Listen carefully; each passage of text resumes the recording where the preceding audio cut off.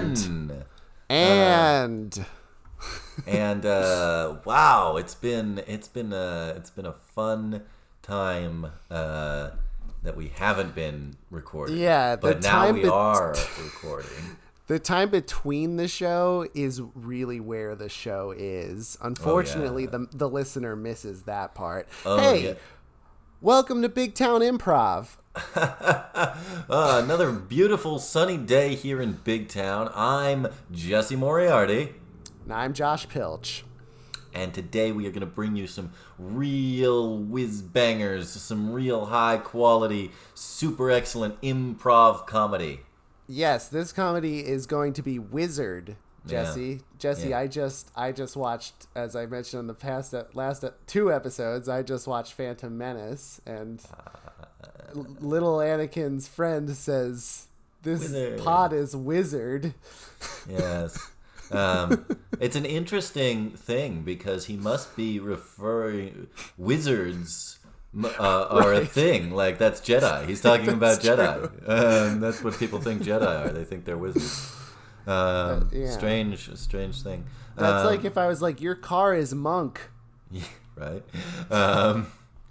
But on the other hand, like, wouldn't it hurt him to know that a Jedi actually came to his planet and didn't set him free? Yes. Qui-Gon Jinn, that wily character. We are changing our science fiction preferences this week, Josh. Something happened recently that I am quite excited about. I don't think you're as excited about it, but I'm very excited. Do we want to? Maybe we should go into that. I'm going to keep it a surprise, but yeah.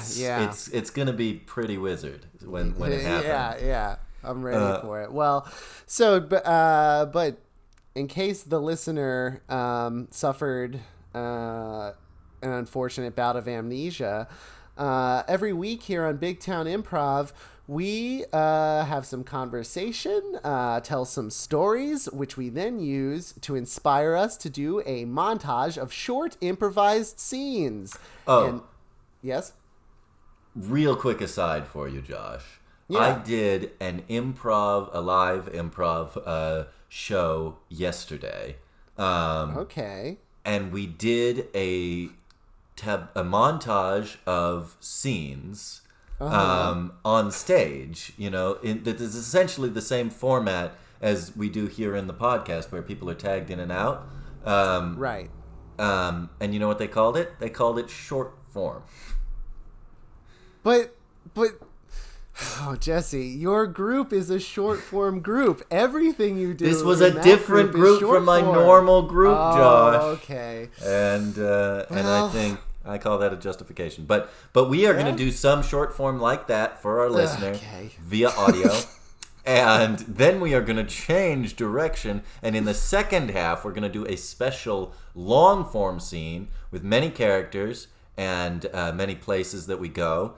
And today we've got a really special one planned. I say planned, but it will be improv, but with a slightly different form, if you will. All right, are you ready, Josh, for some random words?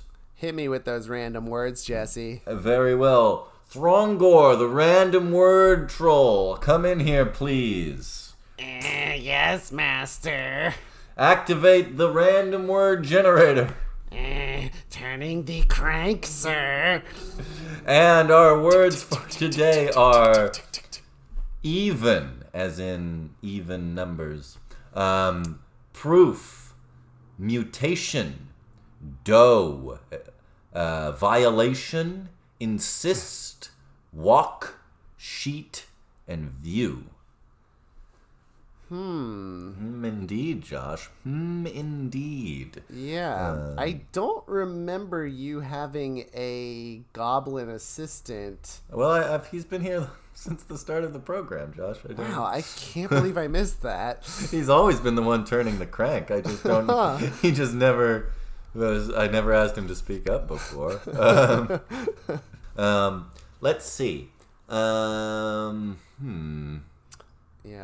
Oh, I have one. When I was one for mutation, Really? Okay. Did you know that I was a big fan of a colorful group of characters called the X-Men, Josh? I did know. I'm also a rather big fan of those same men with the letter X. A fun fact about the group, they actually do allow women in the organization. Yeah, and all genders. Yeah. But when I was a young man, I had when my baby teeth were falling out. I had a thing where I had to go to the dentist for it because one of my teeth was coming through before the one below it had fallen out. Ooh, yeah. And it was one of the pointy ones that's in the corner, the front of your mouth. And incisors, I think. Yeah. And I went to the dentist, and as obviously you would do with any kind of tooth-related issue, and he joked that I was a mutant part shark, because sharks have that kind of...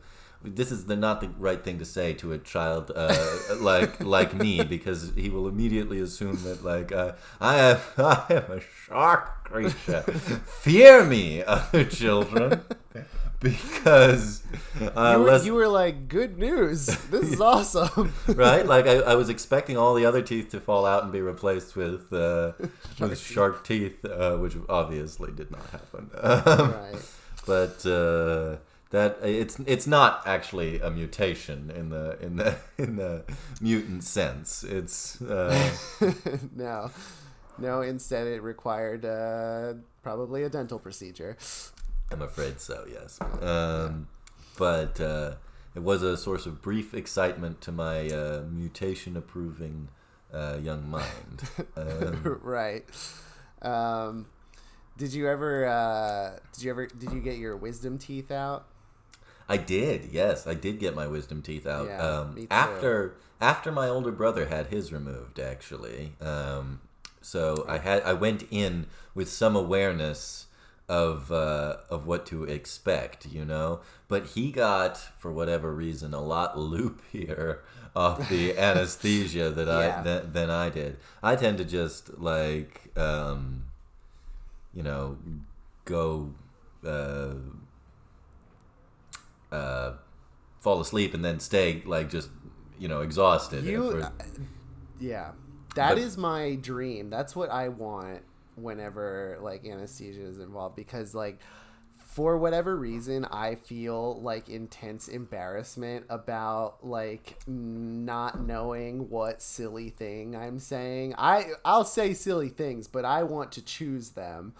Yeah, that should be on your business card. Hi, Josh Pilch, sayer of silly things. As long as I can choose them. Right, that's what you say during the interview process with the prospective job owners. Are you comfortable with saying silly things, Josh? Well, I'm glad you asked that. Yes, I'm very comfortable with it, so long as it's my choice. Right.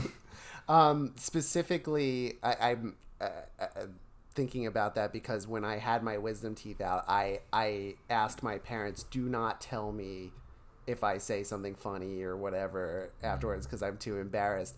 And that comes from, I didn't tell my night terror story here, did I? I don't believe so.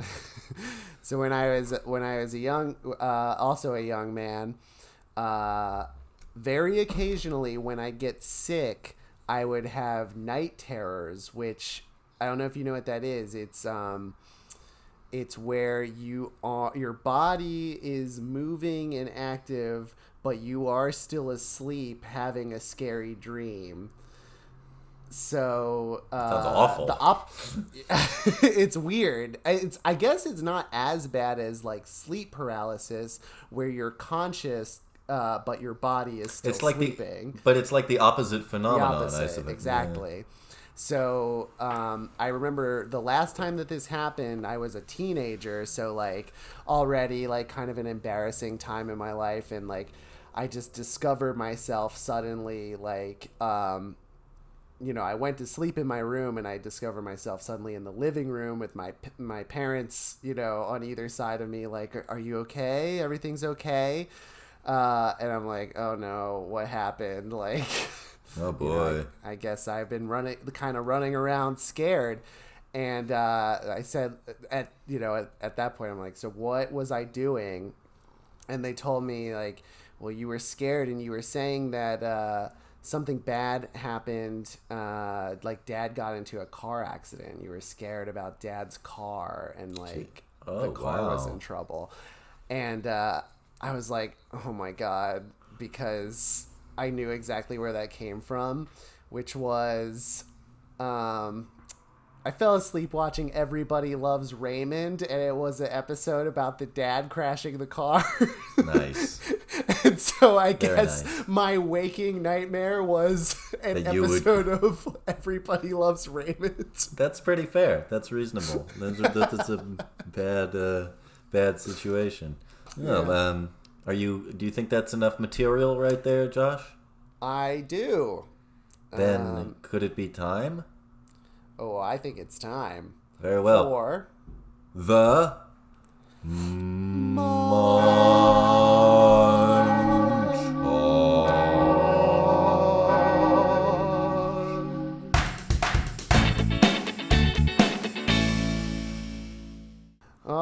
hey, little Billy. Sorry. Come on in. Come into the nurse's office. Looks like you had a little scrape. Yeah, down in the playground. It's pretty bad. It looks like. Billy, come on! You keep having these accidents. You're gonna be you have all these scabs. I'm trying. I'm an active kid. I'm not. I get into a lot of. I have a lot of horsing around to do. I know, but if you get all bruised up and scabbed up like this all the time, you're liable to turn into a lizard creature. What? Really? No. Yeah. No. Not. Sorry. Your pupils just got so small. Why are you? This is incredible, and I would have the regenerative abilities of a lizard as well. And if someone grabbed my tail, I would simply detach it and escape, only to regrow my tail later. No. Nurse, you've given me such a brilliant idea. Is this window... Oh, Billy! No! Billy! Every wound I take only makes me more powerful. That is not accurate. Hey, there's strong Jim Bullsberg. I'm gonna go straight up to him. Hey, Bullsberg, I heard your mom got a check from the government because you're so ugly. What? Who told you that? That's it. That is supposed to be a confidential government program. That's it. I'm gonna pound you right in the nose. You think your blows can stop me? I am Lizardon, the human lizard. What are you talking about? I just broke your nose. Did you? Or did you simply unleash my true power? Behold, as I peel away this frail human skin and reveal... Oh, God! My face! All right, Billy, Mr. Thompson, I'm glad you came to the emergency room as soon as you could. What exactly happened here? Well, okay, I can explain. My son was told by the school nurse in jest that if he kept getting scabs, he would turn into a lizard. This compelled him to not only pick a fight with the biggest and ugliest kid in the school, but also, after said kid had punched him in the face, to attempt to peel off his own face to reveal the lizard underneath. Oh my God! I'm sure you see a lot of these. Honestly, no. Working as an ER doctor, I see a lot. This is a first. Billy, listen to me. The name is Lizardon, and I am not susceptible to your feeble human medicine. I will regenerate with my own power. Well, okay, Lizardon, but if Wink. you don't... Sorry, wait. Sorry, I thought you and me, Doc, we're humoring him. Well, oh no, I was just calling him by the name he wanted, and I'm going to tell him. That would be humoring. I'm going to tell him. Listen, you're right. You were right. Sorry. Listen, Lizardon. Wink. If I had human eyelids, I might understand the significance of your action. If you don't take care of yourself and don't take your medicine, you're going to get sick. You're going to become a walking germ, probably. My God. What could be more powerful than a lizard, but than a living plague itself? Okay, I see how I probably shouldn't have phrased it that way based on... Yes, I apologize, Doctor, but please do not make, small, polite lies to my son, because he will always interpret them literally. Okay, well, hey, wait, kid, come back! Ha, ha, ha! Observe as I leap from host to host with the virulence... Ow! This kid is jumping on us! The virulence of the Black Plague itself! I am Bubonicus, the Unstoppable! This kid is out of control! Doctor, okay, yes, but it was, in fairness, your fault. Kind of. I was trying to talk on the kid's all right, level. we have to come up with a lie that will... something to tell him that will make him, act like a normal human kid. And do his homework and stuff. Well, shouldn't we just tell him that the powers he gained have been depleted from him and he's turned back into a kid? Isn't that the simple solution? Yeah, well, it sounds right, yes, but he will obviously assume that we have stolen his abilities and will go on a mad quest to get them back. So what we need to do is make him think that he's somehow, traded up from... Because he seems to regard lizard... and germ, as an increase in. So we need something that convinces him he's, moving up by becoming a helpless 8-year-old. All right. Well, I am a doctor and I have a lot of patients to attend to, but I need to deal with this right now. So let's go put on an elaborate play act to convince this kid. Now, oh look, he's sticking his finger into that person's IV. That actually is bad. Yeah, no, we should stop him. Hey, Billy. Bubonicus, Lord of Disease. Okay, Bubonicus. Wink. What? We're humoring him again. Wink. No, I was just going along with what he was saying. Oh, right. That is, yes. Okay, thanks, Doc. Okay, Bubonicus. Wink. Wink. Thank you. Perhaps these viral samples of deadly viruses will increase my power when I drink them. No. Okay, Bubonicus, no. You don't want to do that. Listen. If you go on like this, keep searching for more and more power, then... This is good. Good material. Then what are you but the very folly of man? Nice. Why isn't the lust for power just the great undoing of all human beings, and doesn't that make you human? My God, you're right. My own hubris would have destroyed me. I'm gonna take this lollipop and just go take my medicine quietly. Well, that was really good. Thanks, Dr. Claremont. You should consider a career in writing. Yes, this gives me an idea.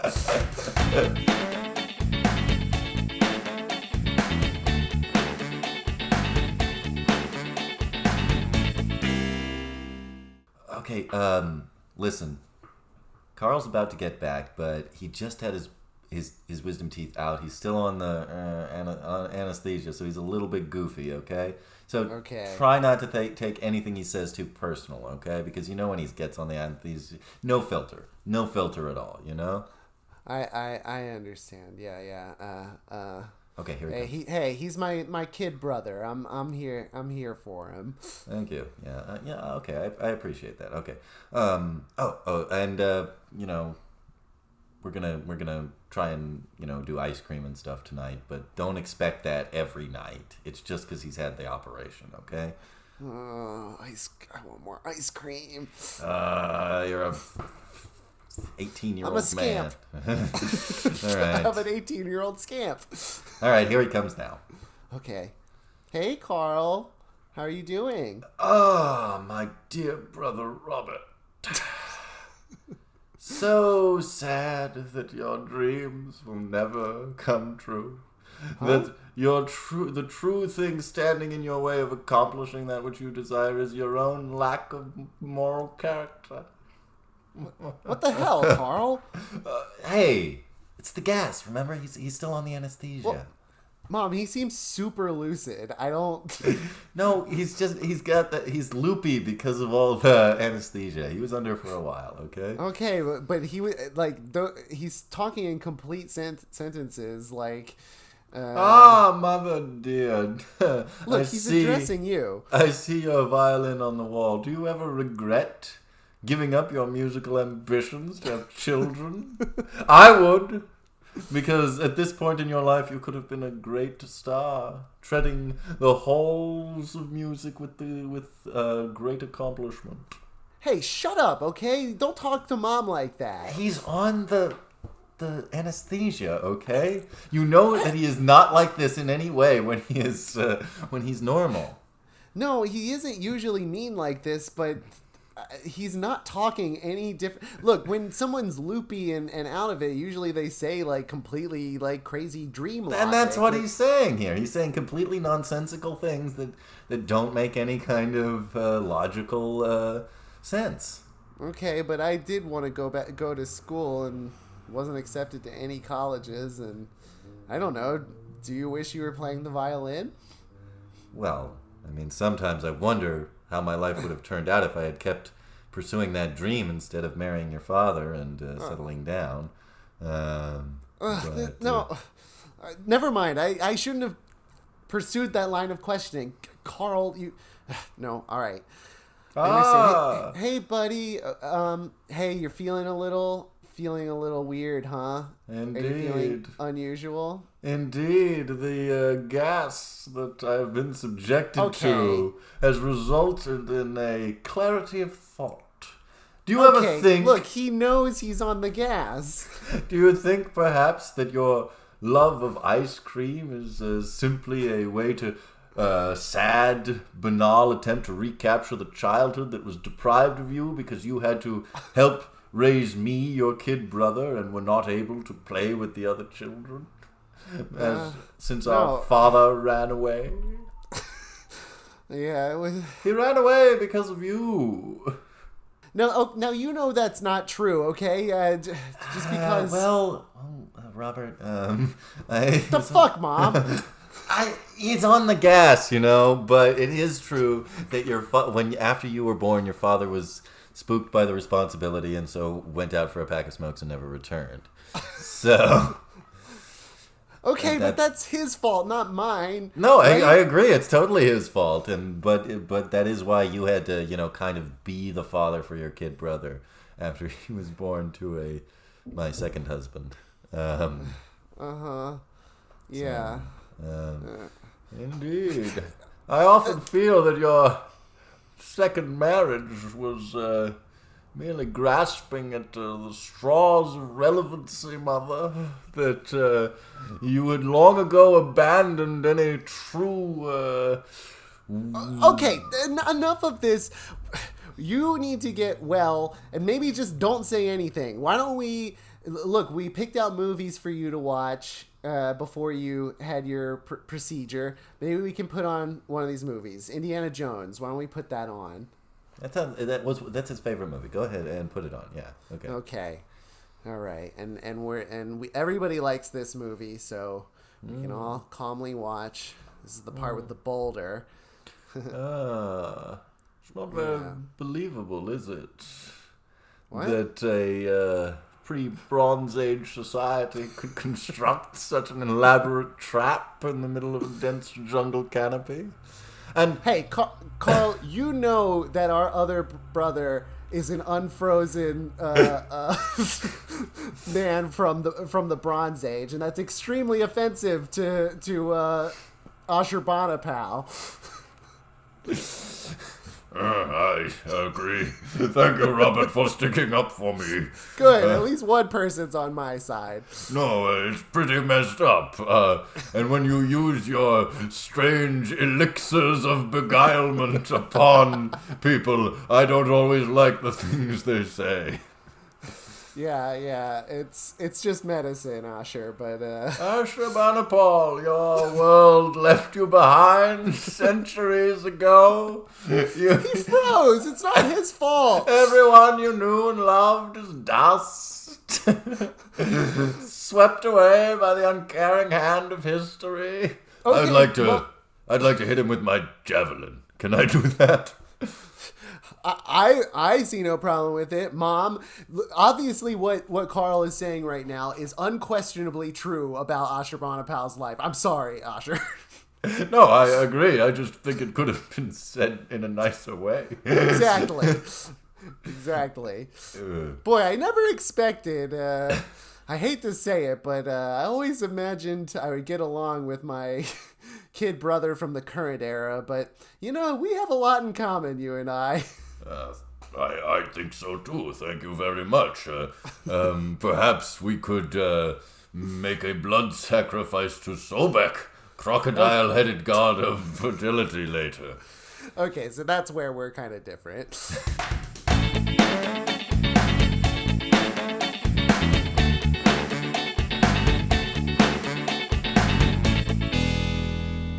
Hey, Andy. Yeah. Did I hear you in class when you answered the question? Did I hear a little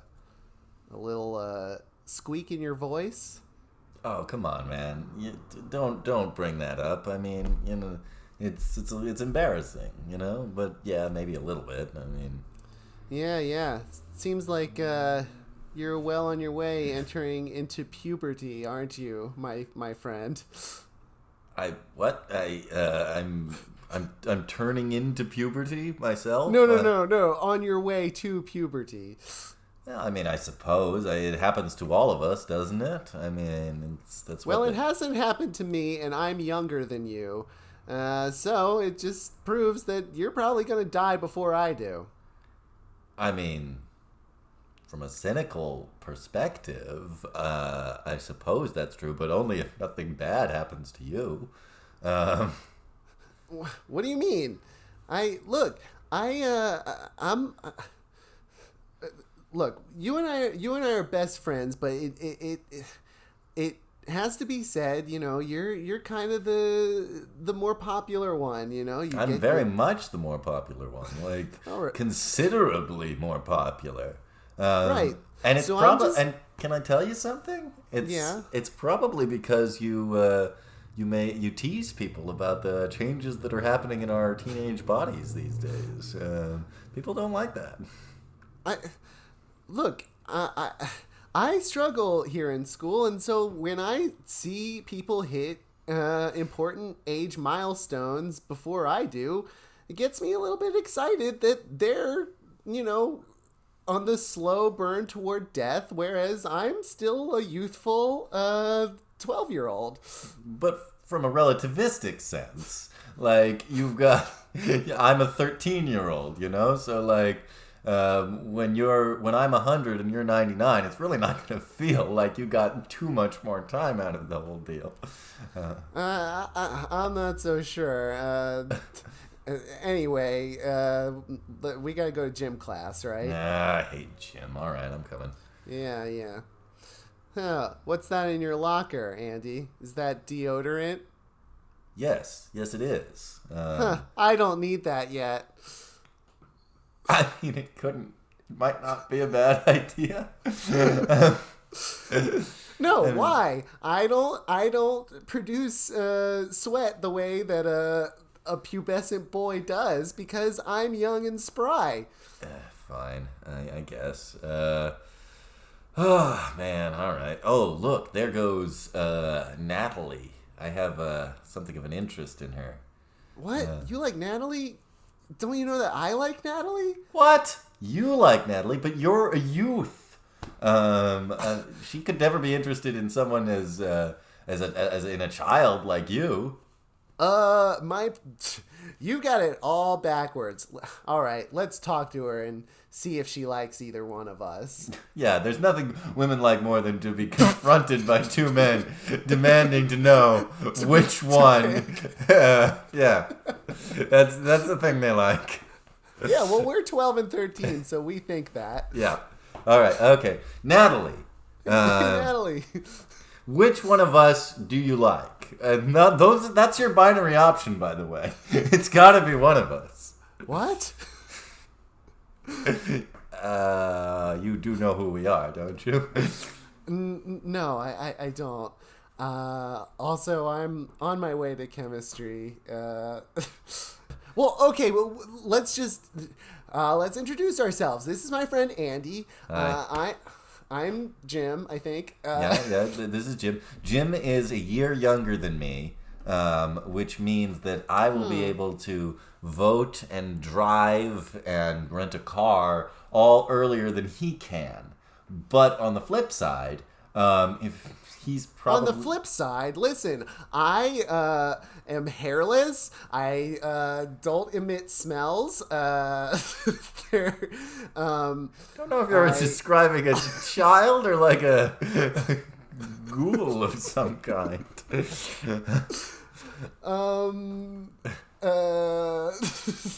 No, I'm describing myself, which is a hairless, unsmelly youth who's going to live forever, probably. My testicles are still high up. Flash forward 80 years. Jim, I was looking at these tombstone pamphlets, considering buying myself a tombstone. I'm probably going to need it soon. Yeah, you definitely are, buddy. Boy, was I right when we were kids, huh? Yeah, but on the other hand, I got to marry Natalie and live a long, full life and enjoy the many things that adults can do while you are trapped in your Peter Pan-like prepubescent hell. I don't know. I mean, I still kind of feel like bragging about this, but I guess when you put it like that, I guess you're an adult. You've experienced the world, done a lot of different things, whereas my testicles still haven't distended. Yeah, but you can still brag about your lack of odor to my grandchildren as they go to elementary school and then middle school with you. Yeah. Oh, hey, are they in the other room? Hey, children, I'm odorless. Why does Grandpa hang out with that creature?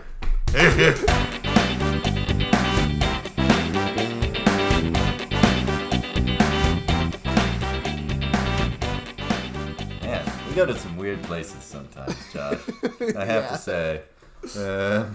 Yes. That's the reason to do this. And you say that you did this in front of people. Yes.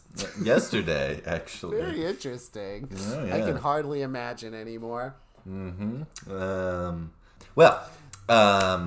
have some exciting news. It is time for our long form segment of the show. Yeah, long form. But something happened recently which excited me, which was the premiere of Star Trek Picard, which details the further adventures of Captain Jean-Luc Picard, the greatest captain of the USS Enterprise, and what he's doing, in the future of the future that we grew up with. Right.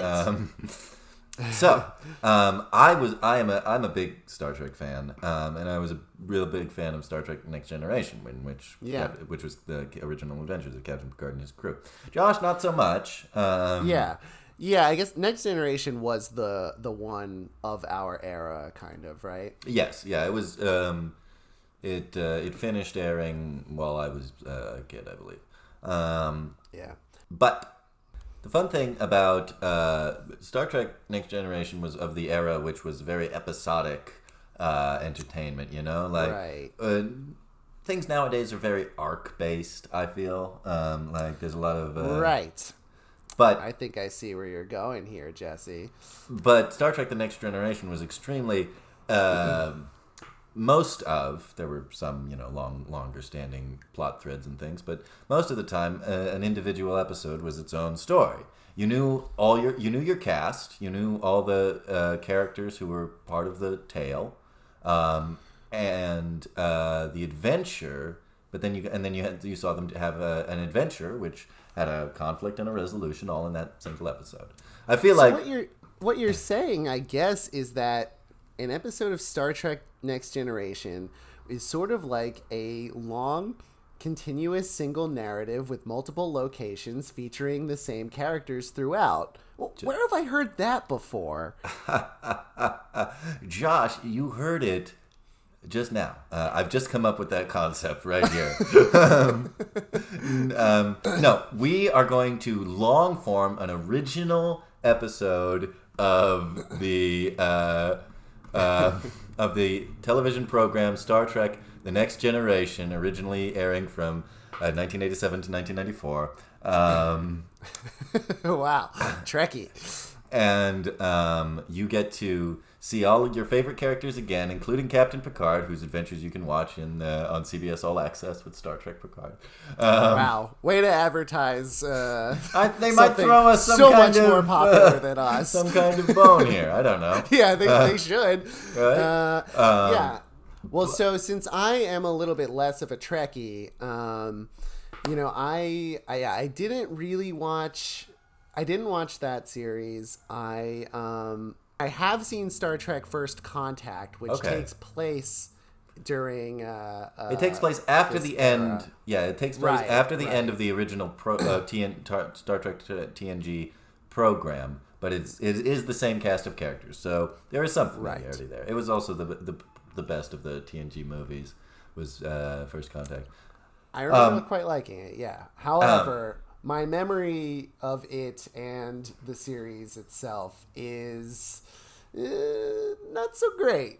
So we are going to tell this original Star Trek story. Unlike when we redid The Phantom Menace, we are not going to follow along the plot beats of an existing storyline. We're going to tell you a brand new one, which can go anywhere in this science fiction context.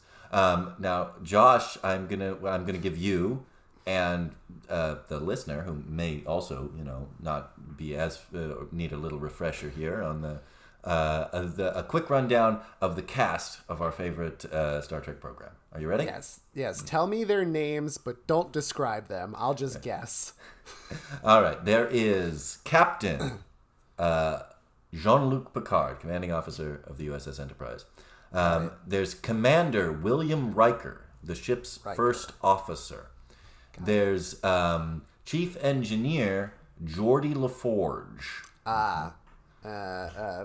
Mask on his face. A visor, yes. Visor, okay. We're going to set this in like season 4-ish, so we will skip Tasha. There's Worf, security officer. Security officer Worf. There's Dr. Beverly Crusher. Okay. There's ship's counselor, Deanna Troy. Okay. There's Lieutenant Commander Data. Right. And there's Beverly Crusher's son, Wesley Crusher. Right. Okay. Who we can, it's up to you. We could skip Wesley. He doesn't have to. He doesn't have to be a part of this. I'll let you decide. Okay. So, are you ready, Josh? Do you think that's enough for you? I guess I'm well, you know what? I just thought of this. Maybe we should do random words. To inspire our start. Not a bad plan. All right, So our Star Trek Next Generation plot is going to be inspired by the following random words. Okay. Okay. Here we go. Trouble. Squash. Well. Squash. Squash. Lily. Instruction. And drawing.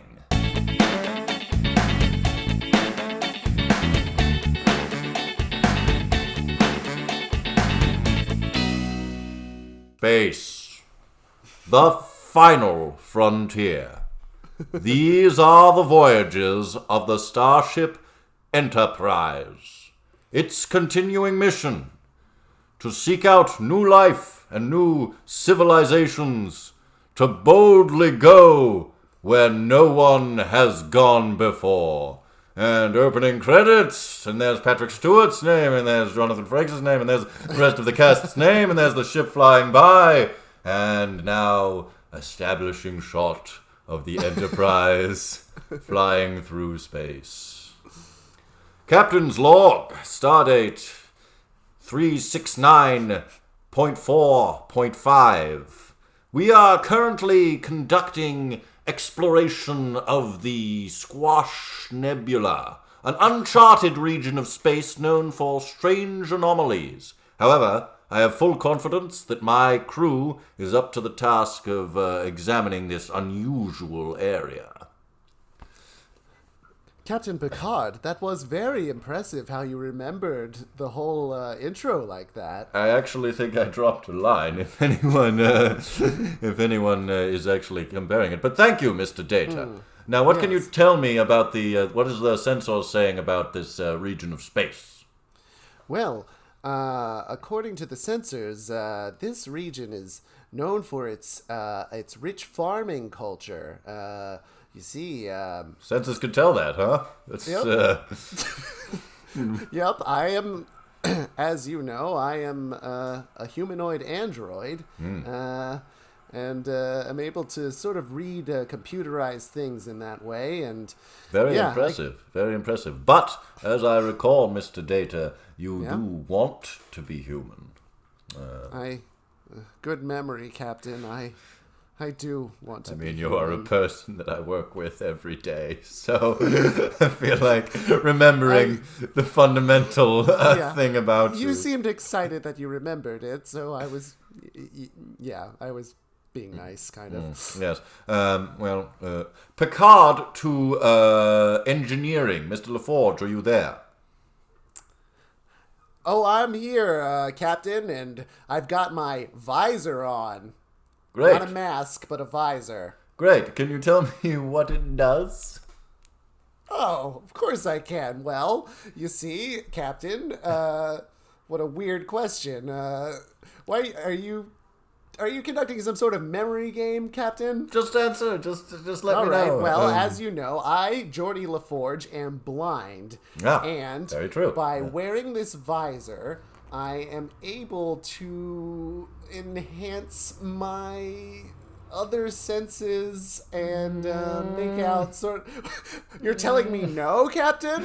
I'm telling you you're what not my life Daredevil is like. here, but... Well, thank you, Mr. LaForge. Mr. LaForge, we are exploring an uncharted region of space known for its farming. I may need extra speed from the engines if it turns out to be really boring. Just a bunch of farms, you know? Very well, Captain. Do be careful, though. I understand these are gourd farmers, and Klingons are famously allergic to gourds. Yes, you're quite right, of course. I'd better let Mr. Worf know that he may need to remain on the ship and not join any missions down to one of these planets. He's right behind me. Captain, would you like... Oh, yes, here he is now. Here's Worf. Yes, I knew that wasn't him speaking, because there's no way he has such a high, reedy voice, being such a large and impressive Klingon warrior. Mr. Worf! Oh. Ah, yes, Captain. I am other characters too. I not just one person and Captain Picard. Captain, I must recommend that we arm the phaser rifles in case some of these planets are hostile. As Commander you know, Worf, your famous militaristic point of view of things. Well, now, Counselor, he does come from a culture of warriors. We must acknowledge that he is perhaps simply being prudent here. Very well, Mr. Worf. Go ahead and put the ship on alert status, please.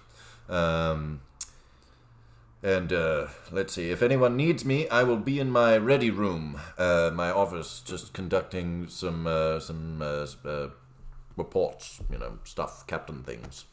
Is that behind the pneumatic doors that make the fun noise, Captain? Actually is behind those doors. I feel like if someone saw those doors, they'd become really fond of them and try to insert them into additional things. Yeah. Here I go. Oh, I love it.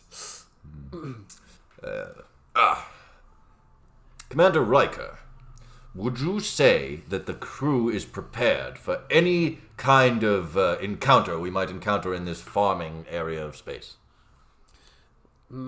Well, Captain, as you know, I Riker, am a constant worrier, and I always think that things are going to go wrong.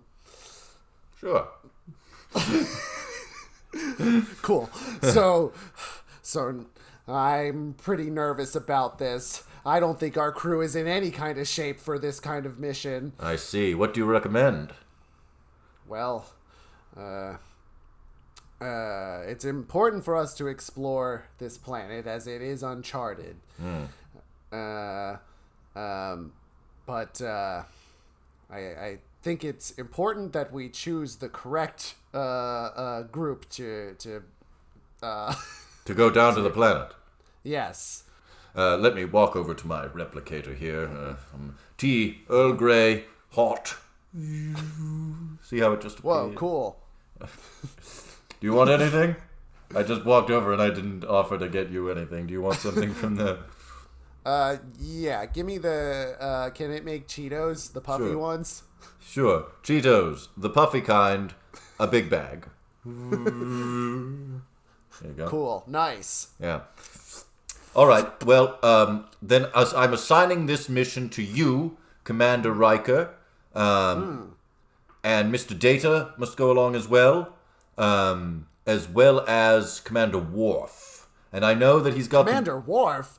I know he's got the gourd thing going on, but I believe that he's the only one with the tactical experience necessary to defend the away team in the event that hostilities break out among these peaceful farmers. Is that likely, Captain? Mr. Riker, I think that I have a lot of faith in my crew here, Will. I believe that you can do... So it's going to be you, Data, and Mr. Worf. I want you all to go down there, and... That's going to leave you here on the bridge of the starship. But don't worry, I'll have Geordie LaForge here with me, who's the chief engineer. Counselor Troy is also here, and as you know, she has the ability to sense the emotions of other beings with her... Of course I know that. Why would you even say something like that? Well, obviously you knew it since you two were in a relationship for many years. Very well. Stay in constant contact, though, and I want you all to bring a phaser rifle with you, just in case. All right. I think you're being a little bit overcautious, Captain, but I'll do as you say. But hey, don't forget that you're also going to be here on the ship with Beverly Crusher and her son, Wesley. And I heard that Wesley just got a really annoying new toy. He's been playing with an RC car all over the... Why do we even still have those? Why is that a technology that still exists? Like we have so many other things. Do you know that we can make solid holograms now? Solid holograms. Why would anyone? Honestly, if I were a kid, I'd probably just play with this machine that makes coffee and chips. But sorry. Right. Wesley Crusher has a remote control car. I think I can handle one annoying child with a remote control car, and as long as you handle establishing first contact with this farming planet of possibly strange aliens. Aye, Captain. All right.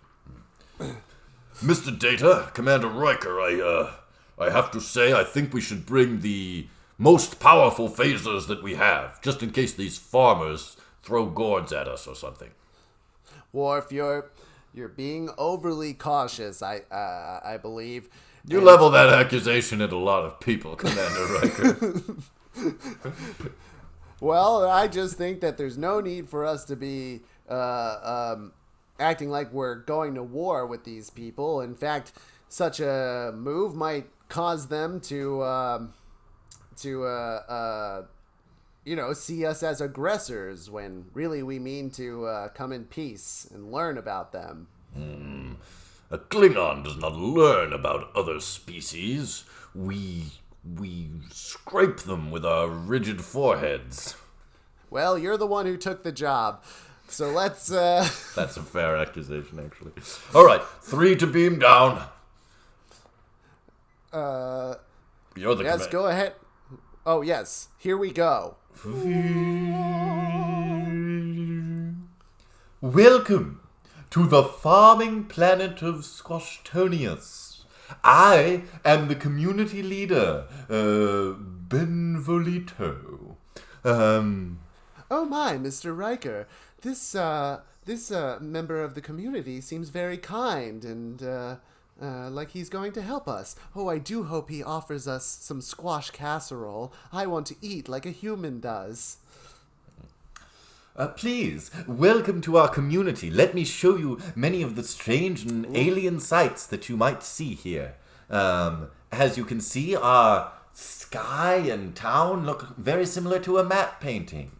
And over here are our vast fields of gourds, where we grow our gourds. Perhaps you would like to try some of our delicious gourd-themed dishes. Yes, I would love to. Very well. Come with me to the gourd tasting hall. Commander, you know of my crippling gourd allergy that causes me to transform into a monster, yes? I do know, Worf, and we need someone to stay out here in the town to stand watch, just in case anything bad happens, which I don't think it will.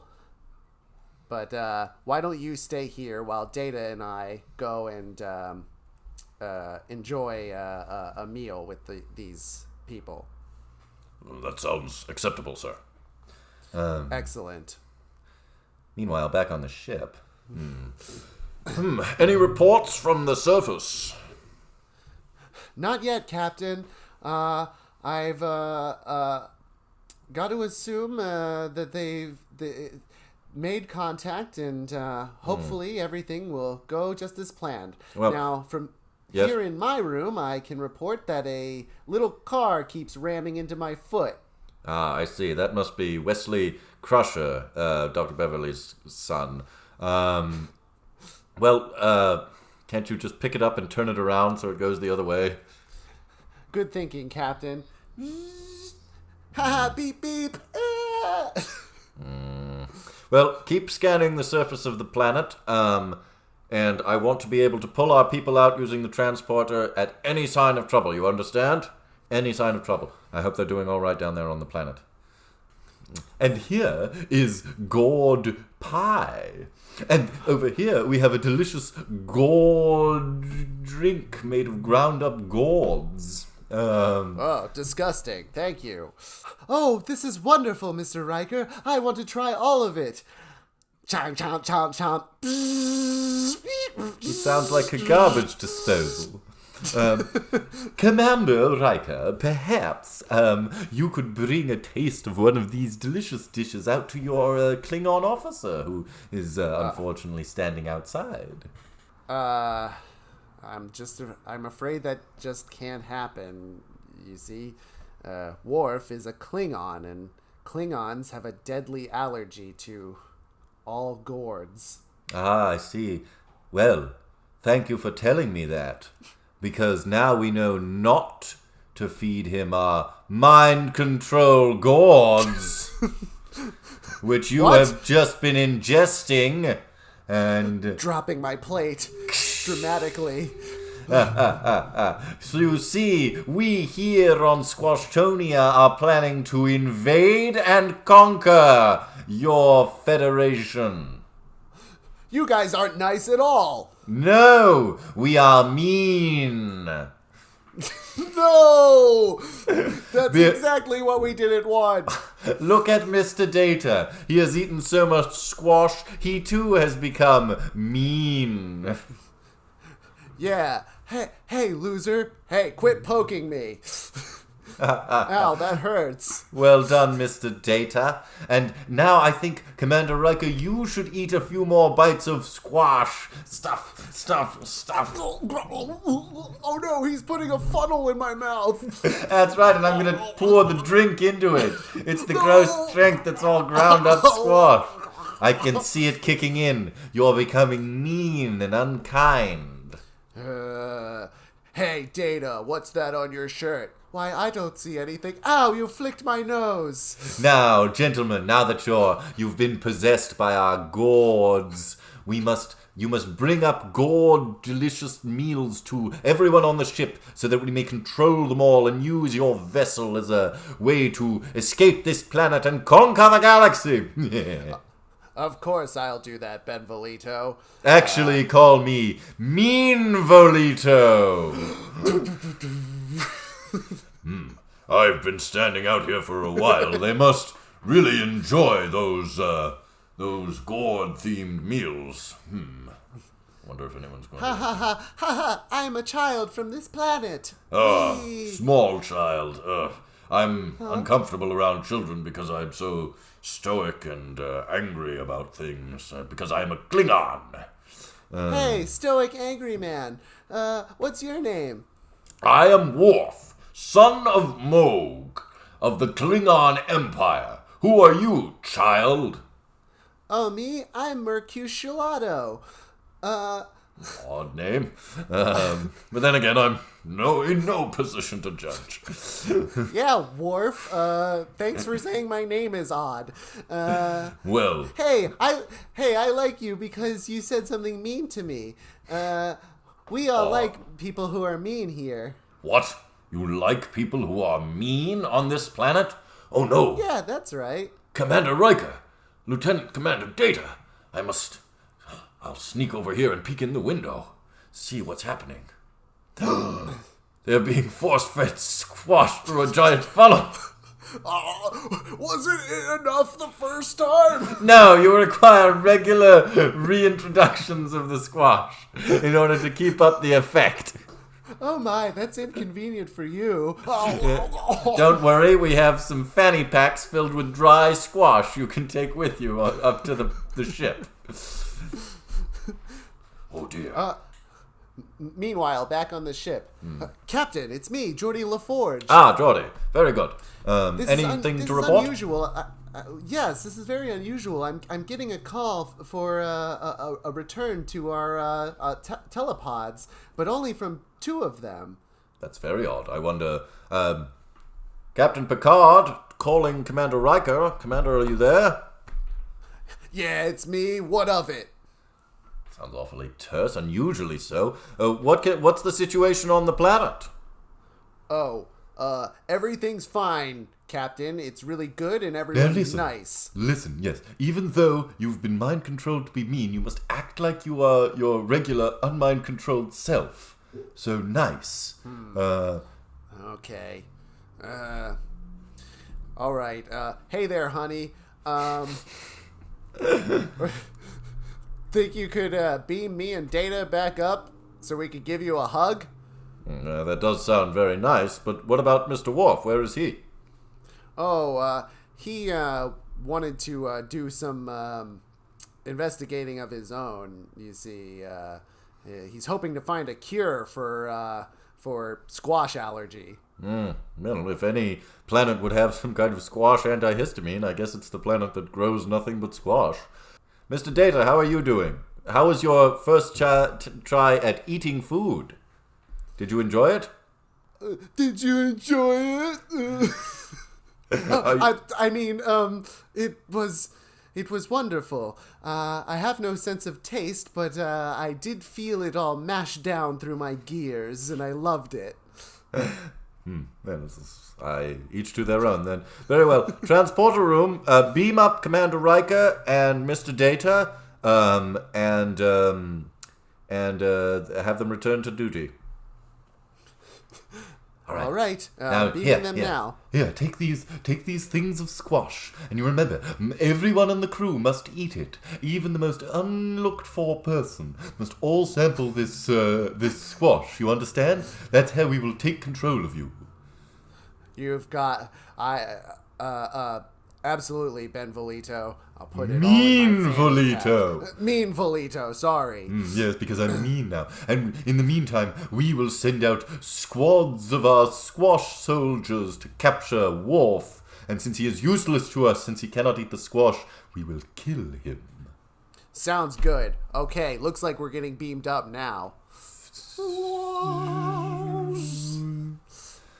Counselor, Troy, I hesitate to say it, but Commander Riker sounded a little bit of a he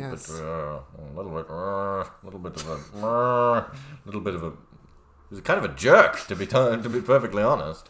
Captain, I know exactly what you mean. I'm trying to sense his feelings right now, and to tell you the truth, I'm getting a pretty grave sense of, well, a little bit of or a little bit of woohoo woohoo.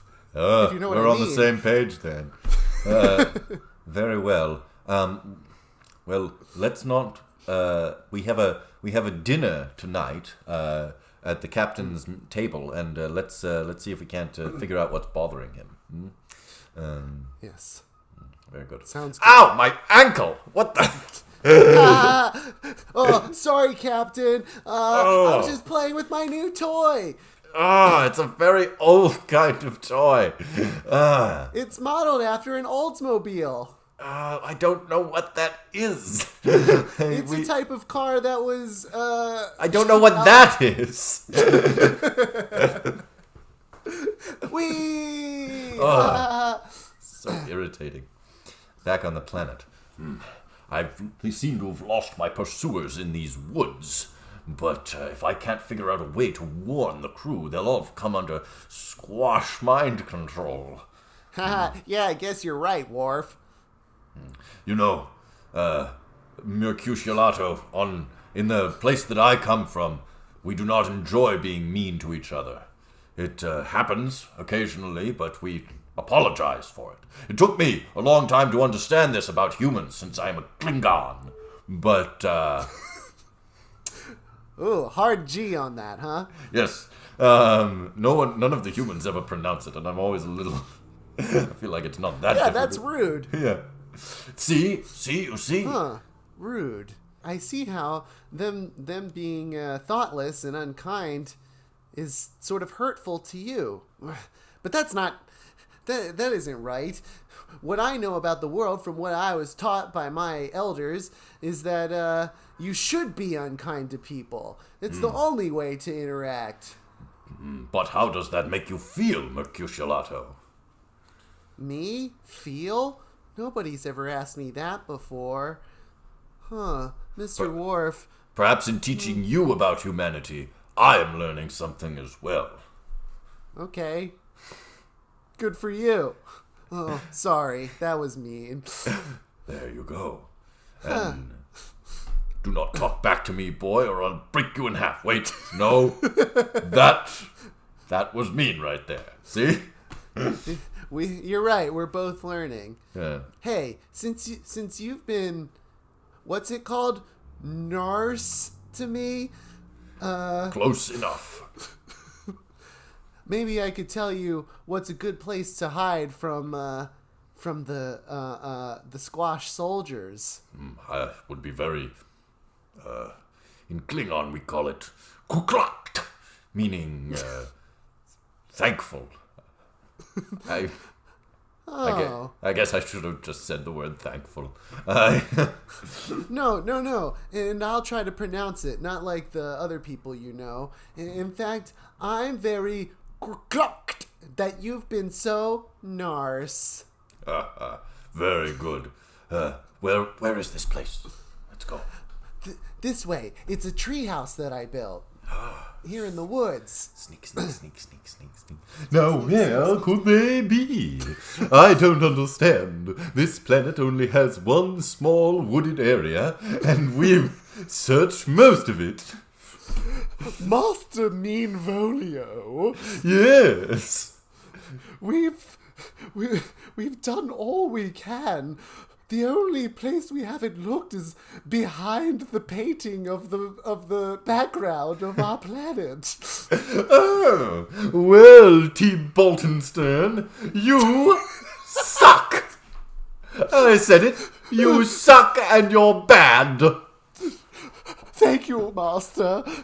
We'll go check behind the painting now. I should think so. Soldiers, you heard them. You suck. Aye, we suck. We suck. Back up on the Enterprise at dinner. Oh, this looks interesting, Commander Riker. You say you brought it up from the planet? That's right, and everybody should have a nice bite of it. Or, better yet, put a big funnel in your mouth and just shove it in. The customs of this world are strange to me. Lean over and stage whisper. Counselor Troy, do you sense anything about them? It's very strange, Captain. I've never experienced this much noise and disturbance when trying to read someone's emotions. I think we should be wary about anything that they attempt to do. Very good. Why don't we excuse ourselves to the kitchen and try to strategize? How bad idea. We don't have a kitchen. Everything that we want to eat is just created by that machine. Oh, yes. What was I talking about? But we let's can go to the machine room. Good idea. It's just beyond these pneumatic doors. This is so satisfying. I never get tired of it. All right, I'm going to surreptitiously call Geordie. Geordie, are you there? Oh no, he's not picking up. I hope he's not. Meanwhile, in the dining room. Oh, hey guys, is dinner ready? All right. Why, yes, it is ready. Geordie, why don't you enjoy some delicious squash? Yes, it's great. I, as an enjoyer of food, can tell you so. I never knew you to eat food before, but, well, all right, I guess I'll have some. Hey, this is pretty good, you fucking morons. Well, wait a minute. What's happening to me? But I can't stop eating it.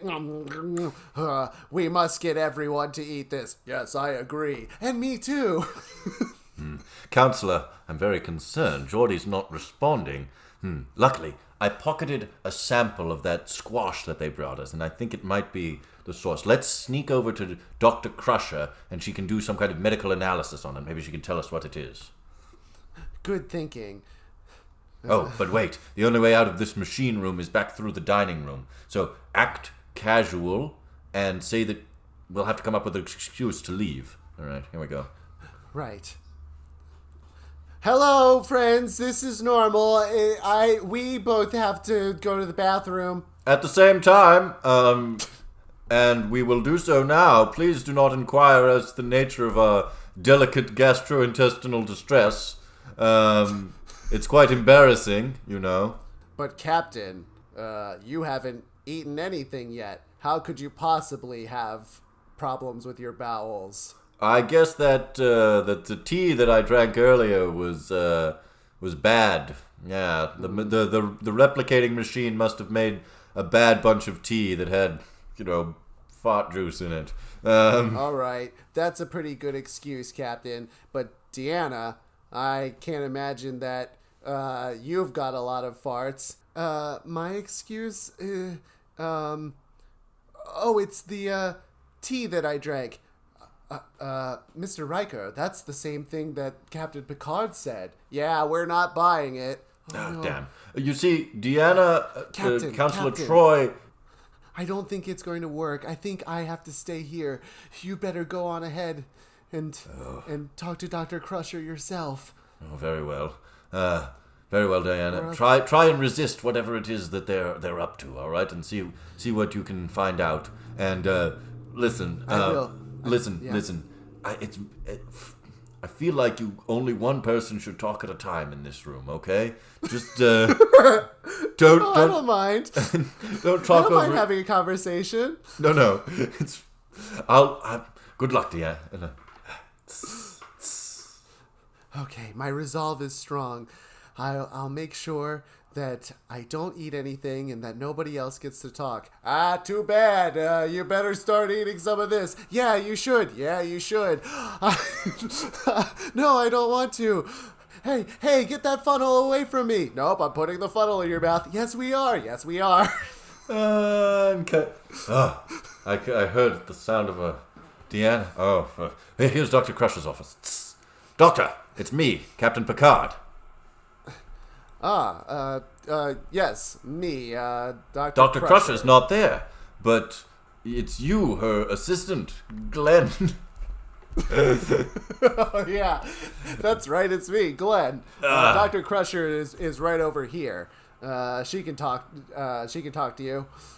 Captain, I'm in the middle of a very important analysis here. Why don't you talk to Glenn? I know that he doesn't show up very often, but he's just as talented a physician as I am. Yeah, I'll be happy to tell Dr. Crusher anything you tell me. Very well. I need an analysis of this alien squash, Glenn. Oh boy. This is exciting. I don't normally... Hey, do you think this means I'm going to kind of become part of the main guys? No, Glenn. All right. This is some strange squash. Don't you think, Dr. Crusher? Oh, yes, very much so. It seems to have a mutagenic enzyme encoded into its genetic structure. It's very odd. I've never seen anything quite like it. It seems to me that if a humanoid ate this squash, their entire central nervous system would be corrupted in some fashion. What do you think, Glenn? Yeah, that's what I thought too. Okay, I see now why Glenn is not often consulted. He's come on! You're really more of a yes man, Glenn. So you're saying? Yeah, you're right. This squash might have mind control properties. My God. But that means that the reason that they didn't bring Worf back up from the surface is because he is allergic to squash, and it would cause some... We must figure out a way to send a message to him. Then I guess that Worf is our only hope. Glenn, did I ask for a bullet point statement here? Because I don't think I did. No, right on, Captain. Yeah, you just stay in your lane, Glenn. You got it, buddy. Down on the planet. Well, we've eluded them. They didn't think to check up in this treehouse, and now they're all stuck under that painting, comically. Help! It fell on us. Now we don't know where we are, and we're wandering around. We're all tangled up. What are these large planks of wood back here? But Mercutio, I still must figure out a way to warn my ship. And But I don't know that I want you to warn them. I want our people to be able to leave this planet and take over. But why, Mercutio? What do you think you will gain from the conquest of the galaxy? Well, that's easy. Our people have over-farmed the lands of the squash planet, and it's becoming dry and unable to farm any more. I see. So the reason that you are trying to invade is not out of real malice, but out of desperation to save your species. But you are still all assholes. Still all a bunch of...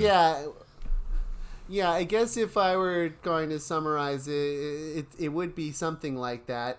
Our motivation isn't malice, but our personality is. Makes sense. But that does not justify the, as we say in Klingon, uchak, which means the means. It does not justify the uchak, which is how we say does not justify the means. Which again, I could have just said the English phrase. With Mercutio, I have learned from you the value of politeness, and you have learned from me the same lesson. So, yeah, I guess so. There's only... All right, but I can see why maybe you would want to warn your friends. I can hear them talking loudly. This way, you losers. This way, morons! What a bunch of dumbasses. Come on. Hey, you mooks, this way. What are you waiting for? An engraved invitation? This way. Oh, they're coming.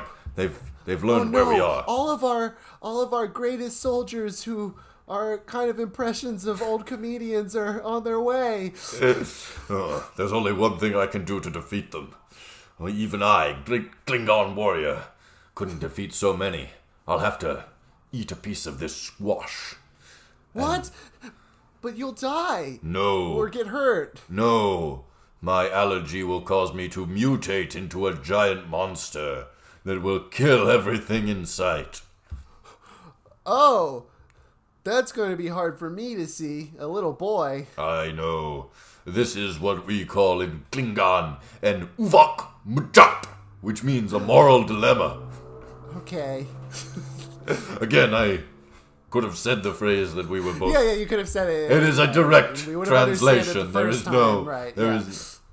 It's also just a common phrase, and you're substituting one word from the common phrase. Yes. All right, I'll avert my eyes. Do what you must, Worf, my new friend.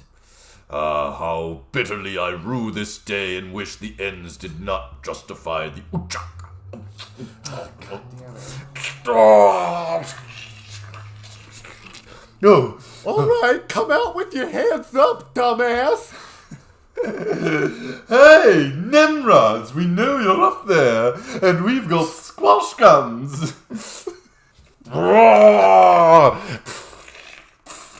Yikes. That's a tough one to look at, don't you think? That's a face only a mother could love.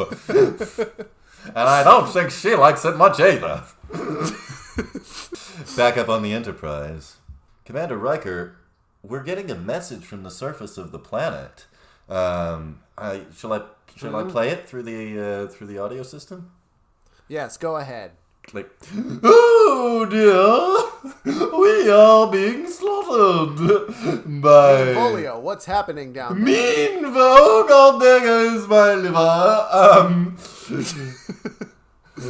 Commander Riker, Commander Worf has eaten some squash and turned into a murder machine. Way to go, dumbass. I know that it's not great, but we need your help, and you must use the transporter to beam Commander Worf back on to the Enterprise. But he's liable to attack all of us here on the ship. Well, that's your problem. So suck on it. Ah! All right, we must do what he says because we're being mind controlled. I don't like it, frankly, but... All right, I'm beaming him back up. Hi, Worf. It's me, Geordi LaForge. Hey, I guess you recognize me. Yeah, Geordi LaForge. Okay, I'm lost now.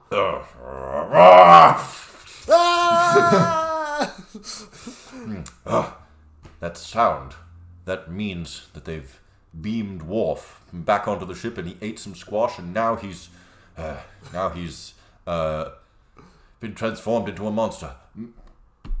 Dr. Crusher or Glenn, do either of you have anything that could turn Worf back into a regular Klingon with a soft G? Well, I guess if I were... Go ahead, hit me with the technobabble here. Oh, yes. Well, if we were able to isolate the enzyme present in the squash membrane, we should be able to reverse the amino polarity. Wait, Captain. I have an idea. If we were able to isolate the squash enzyme present in the membrane, we should be able to reverse the amino polarity. Brilliant, Dr. Crusher. Very good. Hey, that was bad news for Glenn. Glenn, synthesize the cure immediately, based on our squash sample. All right. Very good. Now we just need a way to deliver this cure into Worf in such a way, but any human being that approaches him will be attacked and ripped apart. Ooh. Beep, beep. Ah, my ankle! Sorry again, Captain. Wait! Wesley Crusher. Huh? Could it be that the smallest and most annoying of us all might provide the solution to this dilemma that we find ourselves in? I don't know. We'll need to take your RC car and rig it up with this syringe system, and now you must ram it into Commander Worf's ankle. But isn't that too low to the ground, Captain? Why don't we use my RC helicopter? What? That's right, a helicopter I'm playing with on a spaceship. How is that? That's not impressive at all. Fine, dude. Fine. All right. All right. Go ahead and pilot it toward Commander Worf. Okay. Oh, I need to make sure I stay within range of the controller. But this is very old technology. We were communicating, sending signals back and forth with a planet that we are currently in orbit of. Do you realize how far we can send signals, Wesley? Bye, Captain. La la la la la la la la la la. Hey, that's Wesley Crusher. Come on, counselor. Let's get him and feed him some squash. Uh-oh. Looks like I'm in trouble. Well, he's leading us on a merry chase down the hallways, counselor. We'll get him. Oh, boy. If I'm going to distract them, I'm going to have to pilot the remote control helicopter and car at the same time. Okay, go car. Ah, my ankle. Counselor. My ankle. One by one, each of our ankles. Okay, here comes Worf. Helicopter, go. My elbow. Worf, are you okay? What the? Wesley Crusher, or as we say in Klingon, Jumba. Huh? But it's a proper name. Yes, we came up with a new name for you. I've been returned to normal. That's right, but bad things are happening here. But wait, Wesley, wait. If this cure can undo the effects of squash in me, could it not also undo the effects of squash in others? I don't know. I'm a dumb kid. Right. All right. Take me to Captain Picard. Okay, this way. Mr. Worf. Hey, Captain, look, Worf's here. Very good. I can see that. He's all right. Mr. Worf, I see that you're back to normal. Very good, very good. But now we must find a way to save the crew and stop this malevolent squash-based plot from going any further. He has an idea, Captain. It's true, Captain. Your cure cured me of my squash allergy. Couldn't it undo the effects of the squash in our affected mind-controlled crewmates? I don't know. What do you think, Glenn.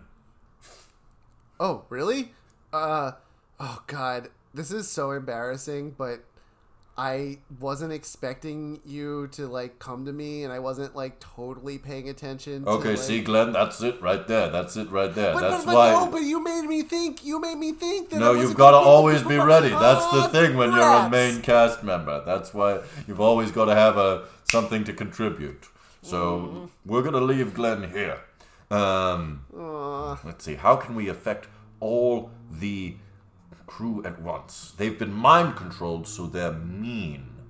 So, if I do some sort of embarrassing performance, they will all be compelled to cluster around me and laugh. And then when their backs are turned, you pilot the remote control, the copter, the RC copter, into each of them and cure them. Sounds like that's the only way, Captain. Glenn, I don't recall asking your opinion on the matter. I won't say anything else. All right. Wesley, are you ready? Yeah, I'm ready.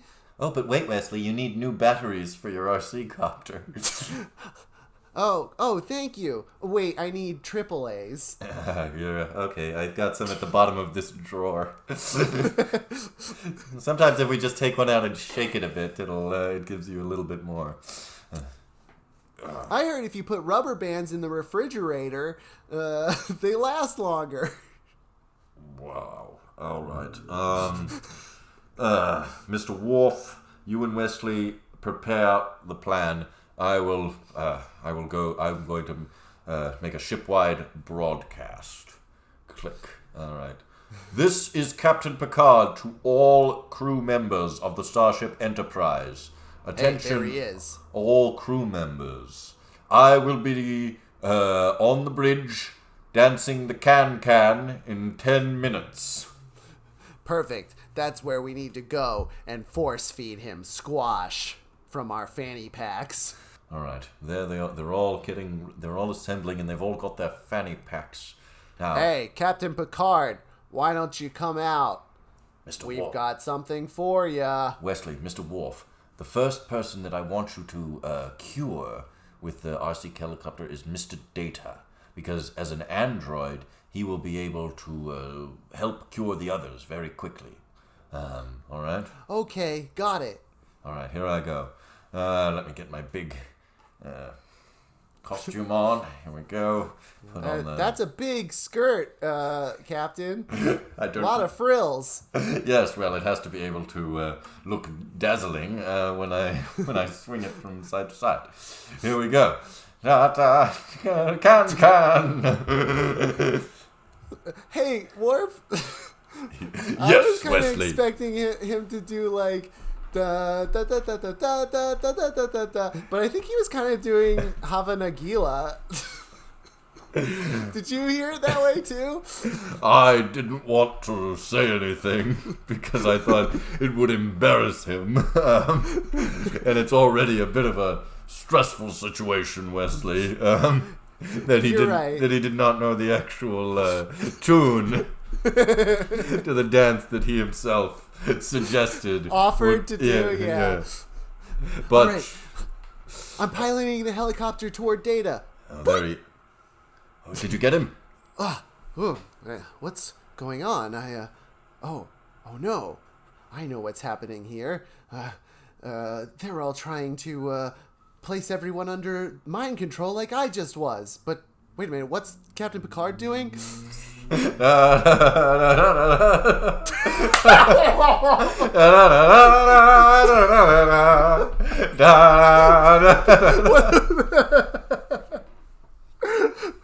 What a confusing combination of images.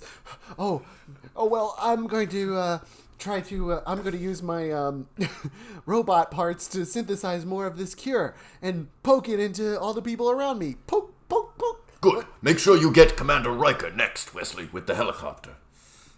Here I go. Oh no. What have I done? What's happening here? And why is Captain Picard wearing a big frilly skirt and lifting a crew member up on a chair? What does he think he's doing? All right, very good. Get Counselor Troy next with the cure. I feel much better. Oh no, there's so much strange emotions in here. Captain, I think it's working. All right. I think we have managed to cure everyone. Mr. Data, tell me something about myself. Well, Worf, you are a steadfast Klingon warrior, but who has a heart of gold and knows much about the ways of humanity. That was very nice. It worked. He still didn't do the hard G, but it worked. It worked. That means that they are all Commander Riker, listen. Yes. The farmers down on the planet, the ones who survived my rampage. Oops. Listen, they are only attempting to invade because they have over-farmed their planet, probably because they only plant one crop.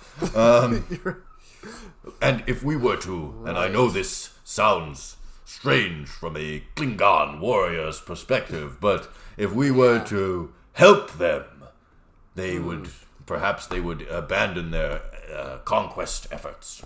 You mean a diplomatic solution? Huh. Just exactly. That is ironic coming from a Klingon.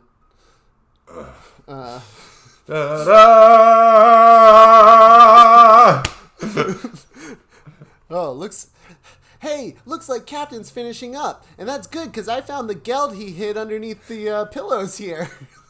Commander Riker, I couldn't help but overhear while I was finishing up my can. Captain, about that. Don't bother him with that.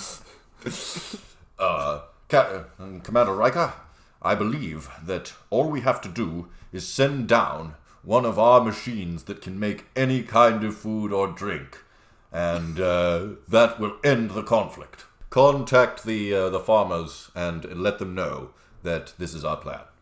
Very good, Captain. Bringing them up now. Whoop.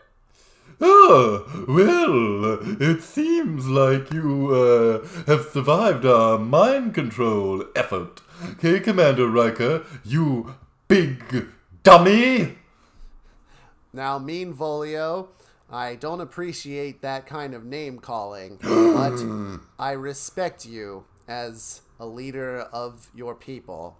I've never been respected before. What do you guys think about that? This is so strange. Why is he being so narce? Yeah, what does he hope to get out of this by being narce? Yeah, I gotta assume he's got some ulterior motive. No, he doesn't. What the? A child pushing his way forward through the crowd? What are you doing here, pipsqueak? Yeah, half pint? Yeah, how's the weather down there? Does that work, or can I invert that typical tall people joke? Fine by me. Everyone. Wait, Mercutio, my son, what are you doing here? I'm in the middle of an important galactic conquest. I know, Daddy Mean Volio, but I learned from the monster who killed a lot of our soldiers some important information about trying to be kind and diplomatic with people that we meet, and how we can learn from each other and find new ways. Diplomatic, but our planet is dying. All we have is squash, and it's awful. I don't like the taste of it at all. Well, that's where we come in, Mean Volio. Commander Riker, what do you mean? You see, we have a device that can create food out of energy just by telling it what you want. And if we send you one of these devices, it should sustain you long enough to learn some better farming practices and get yourselves back on your feet. Can it make those puffy Cheetos? The puffy kind. Ha! A man after my own heart. Yes, they can. The puffy kind. Thank you, crew of the Enterprise. You have been surprisingly forgiving of our mind control attempt at conquest using squash. Well, you can thank Worf for that. Mercutiolato. I hope that we meet again one day out here in space. Me too, my friend. And you, my Grolok, which is how we say friend in Klingon. What's friend mean? Oh, it was what you were saying wrong. Oh. Mr. LaForge, please make the arrangements to beam down the replicator device and then set a course for the next... Wait! What? I see one problem. Such a device is probably very difficult to operate. One of you would have to stay behind and teach us how to use it. Well, you have a point there, cowardly lion. Oh. No. Who could we possibly spare out of this vast crew? All right, I'll do it. Glenn! Yes, I know everybody was probably about to gasp. It's me, Glenn. Everybody, this is Glenn. He's Dr. Crusher's assistant in sickbay. Yeah. I think I've seen him. Yeah, I think I'm friends with him on Facebook. Glenn, are you sure? We don't know when the Enterprise will be back in this region of space. You could be here for years. I'm sure. I think all along this has been my true purpose. Very well. Good luck, Glenn. And I hope that you can teach these people how to be nice and respectful towards others in the way that we never were towards you. Thank you, Captain. All right.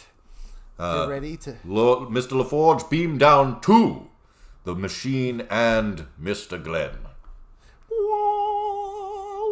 And that's another successful mission, everyone. I want to extend my congratulations to the whole crew for an exemplary performance, even under trying circumstances, such as being mind-controlled by Squash. And now, thanks, Captain. Laying a course for the next planet that we are going to explore here in the Starship Enterprise. And in... Ah, my ankle! Oops! Sorry, Captain. Why isn't everybody laughing? It is not funny. It is just a mean thing to do, to constantly ram a small thing into someone's ankle. And you know that. I guess I do. I guess I forgot how to be Narse. Boy, I keep thinking these are going to be laugh lines and you're all going to like me. We should have left him behind on the planet. We're not that far away. Yes, good idea, Mr. Data. Beam Wesley down too. Oh, hey, Wesley, you're here too. It's me, Glenn. And now, laying a course for the next planet we are going to explore and engage. Hey, everybody, where's my son? I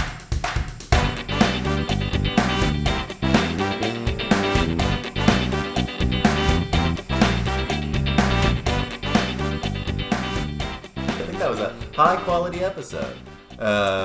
Yes, how'd I do? Did I remember everyone? Well, let's see. We did Commander Riker, who, he's not really that characterization, but at least he kept that characterization. Yes, I couldn't remember his personality at all. I remember he had a beard, that's it. Yeah, that's probably enough. Data was good. Data I liked. In fact, I realized I had kind of messed you up by being Captain Picard and making you be everybody he interacts with. So that was my bad. But kind of had to, though. Yeah.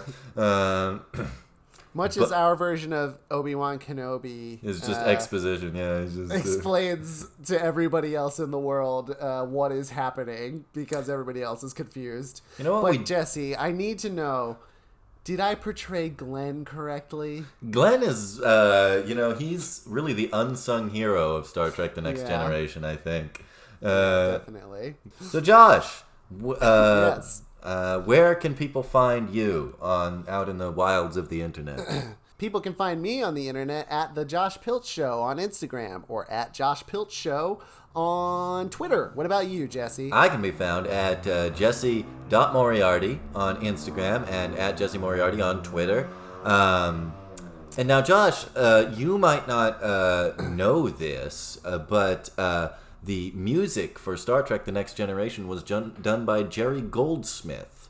But who does the music for our podcast? Well, certainly not Jerry Goldsmith. The person who does the music for our podcast is my friend Steve Wilder Blumenthal of WilderBlueMusic.com. That's right, you can see everything he's up to at WilderBlueMusic.com. That's WilderBlueMusic.com. He's the real deal, folks. And you can follow Big Town Improv on Facebook, Twitter, Instagram at Big Town Improv, and you should. Absolutely, you should. And all that means is to say is from the great void of outer space and the far future, all the way down to our town and to your town. Bye! Or as we say in Klingon, ulak, which means bye.